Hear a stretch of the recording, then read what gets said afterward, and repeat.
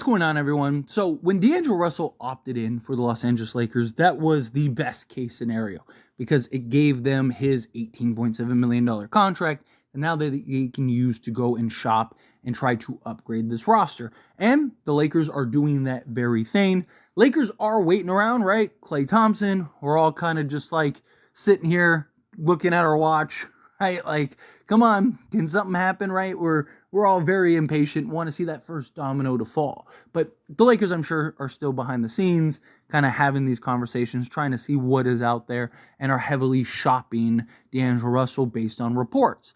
But also, Anthony Irwin recently talked about D'Angelo Russell and a potential Brooklyn Nets trade, and talked about how the Brooklyn Nets are still interested in D'Angelo Russell, and that his expiring contract could be more appealing to the Brooklyn Nets now, because one, they could use the point guard to make some plays, but two, he's a guy that would be expiring, so worst case, you could just let him go, clear some salary off your books, give him a new contract if you wanted to, right? Brooklyn would have some options and flexibility, but also Brooklyn has several pieces that the Lakers could use, right? You got several wing players that make a ton of sense. They got a couple centers that could make some sense. It boils down to like what would actually be available, and of course, what would the cost be, right? Like, what would it take for the Lakers to get those guys? Now, I still think the first domino to fall will be Klay Thompson. I don't think anything happens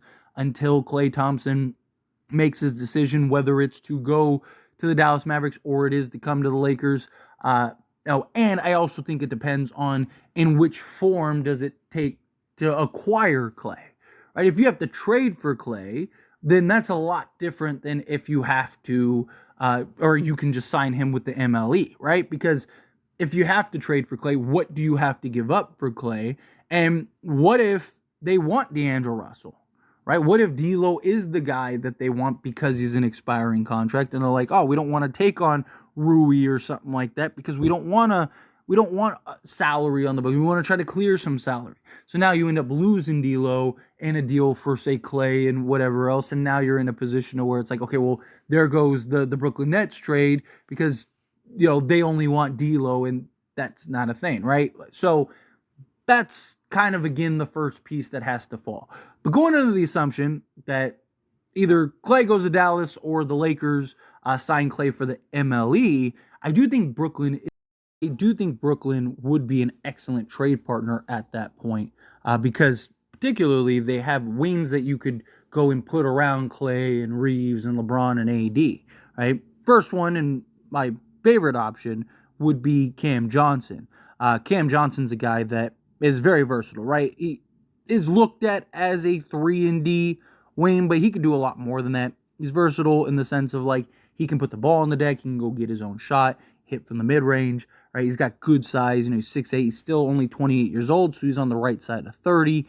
He's got good length, could basically play, 2 through 4 if you need him to. So you'd have that versatility. I know a lot of people like Klay and believe Klay is probably best at the 3 at this point, but I actually think if you have, say, a Cam Johnson, right, along with an Anthony Davis, I think slotting Klay at the 2 makes a lot of sense, right? I mean, I also think you can make an argument that part of the reason Klay has had his decline is because he's slid over to the 3, because he's having to defend bigger, quicker, twitchier wings, where you look at the 2-guard position, it's like, how many 2 guards are that much of a problem outside of, like, Anthony Edwards and guys like that? Most of them are guys that you can stay in front of, right?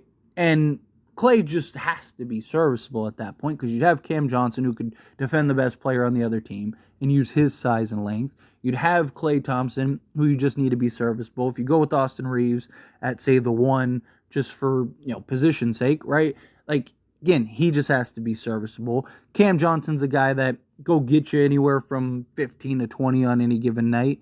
For him, it's just, attempts, right? Like, what is the shot attempts that he ends up getting?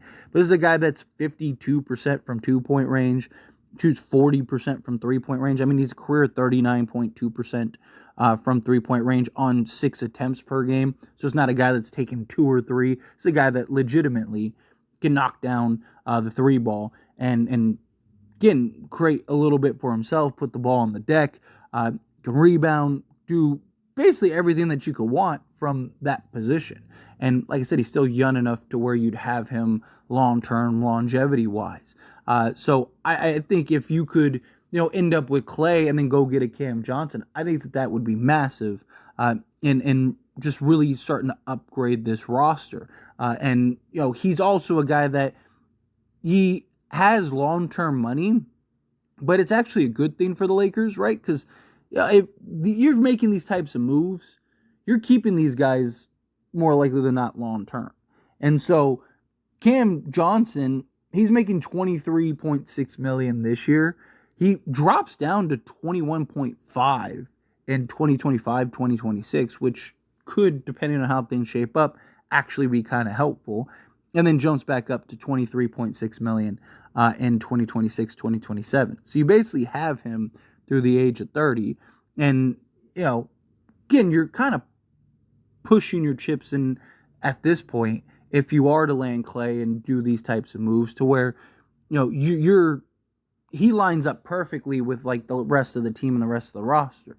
So, and he, like I said, would be 30 years old. So you could just keep him if you wanted to, or you could just let him walk and go with everybody else, basically have clean books and kind of hit the reset button on the franchise in 3 years, right? Depending on, what LeBron does and Anthony Davis and all these guys. So he's just another guy that lines up perfectly and could help the Brooklyn Nets kind of clear off some salary, which they may be inclined to do, especially a team that's kind of trying to hit the reset button. You probably are having to give up, a first or something for Cam Johnson. Could you get something else in the process, right? Could you get, say, like a Sharp or, Dorian Finney-Smith? I know a lot of people are like, you always mention Dorian Finney-Smith, and it's like, well, yeah, because one, he is the type of player that we need. And two, I think he is one of the more realistic options, right? Because, I'd love to have, Jeremy Grant and Cam Johnson and all these other high-end profile 3-and-D guys that are making more money. But realistically, it's like, what is the cost? What is truly obtainable? Dorian Finney-Smith, 31, right? He just turned 31 in May. This is a guy that, again, can play essentially 2 through 4 if you need him to.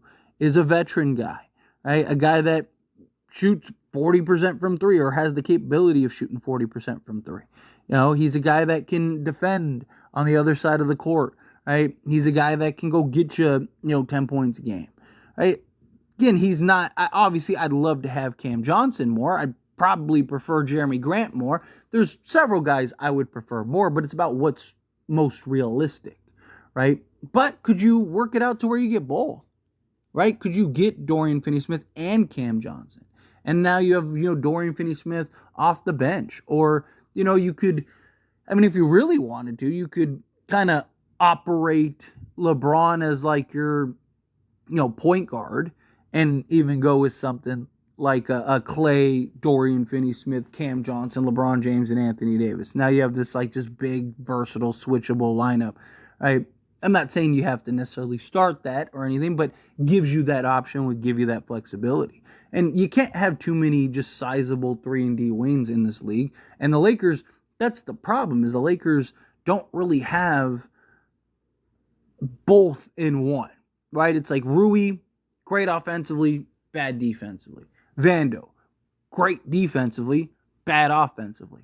It's like if you could get a Cam Johnson that'll give you both, get a Dorian Finney-Smith that can give you both, right? Like, that's where it's like, okay, this is starting to really shape up and round out the roster. And then you add in Klay Thompson, can you still go make some other moves, right? Like, it's just, I do think that you at least pick up the phone and have the conversation with the Nets and see, like, what does it look like with particularly the wing players, right? What does it look like with what would it cost to get Dorian Finney-Smith? What would it cost to get Cam Johnson?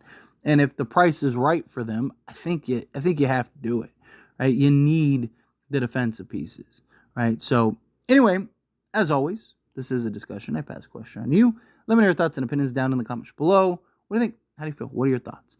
Do you think that Dorian Finney-Smith or Cam Johnson, do you think that would be the way to go? Hit up Brooklyn, right? See what happens with Klay first. Because, again, I think Klay is the first domino to fall.